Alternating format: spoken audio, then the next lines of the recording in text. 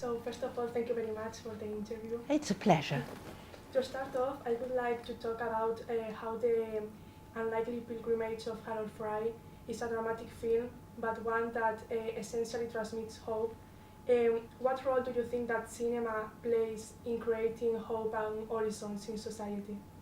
Well, it very much depends on the script you have. In this film, what's interesting about this film, and in most things that you want to do, what I want to do, is that you start emotion in one place and end up somewhere else.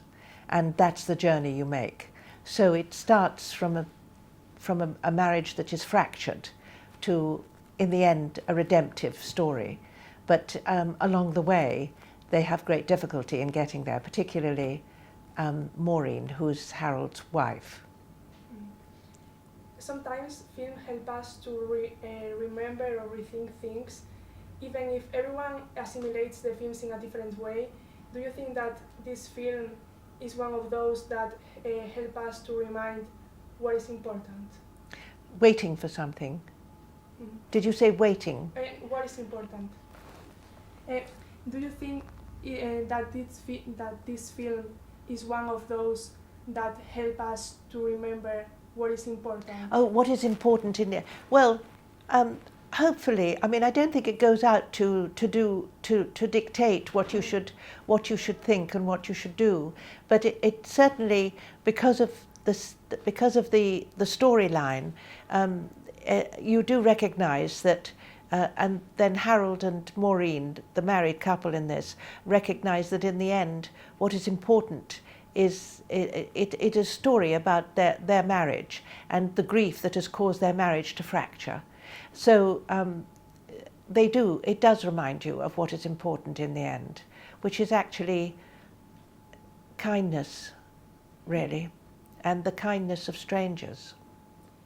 And in the Unlikely Pilgrimage of Harold Fry, there is a recurring contrast between, and I say the words that are, I use the words that are mentioned in the film, between more logical view and a more non-religious faith view. Yes. What is the film trying to express with that?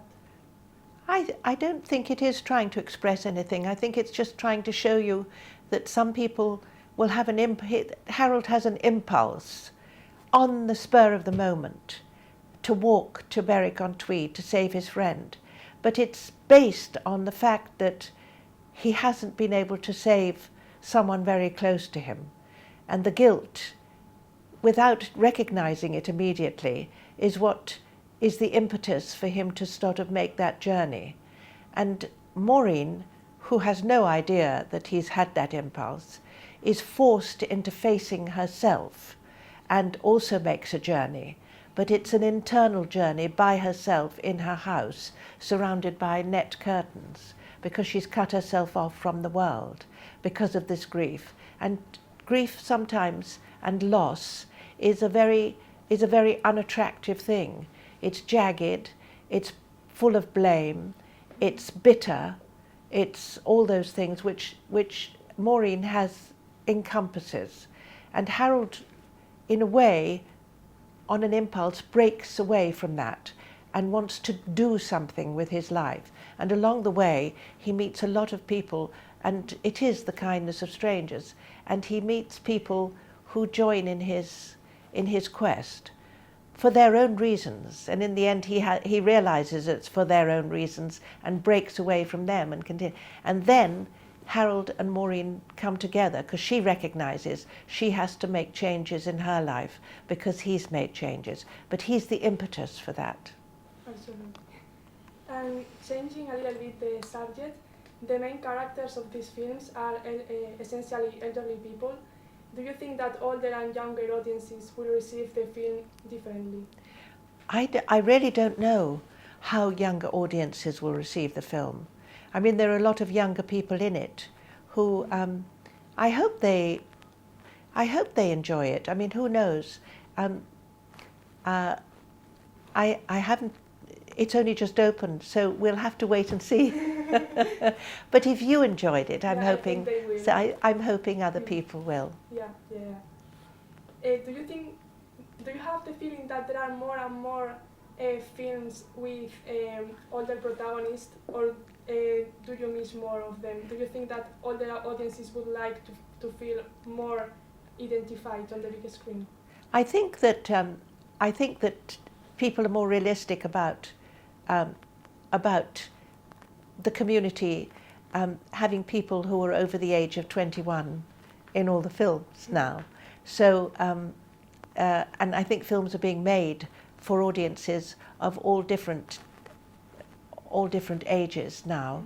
So that means that the films themselves have characters who are older. I've been in a number of the best exotic Marigold Hotel films that had a group of people who were older, and they were very popular. And I think there are more films.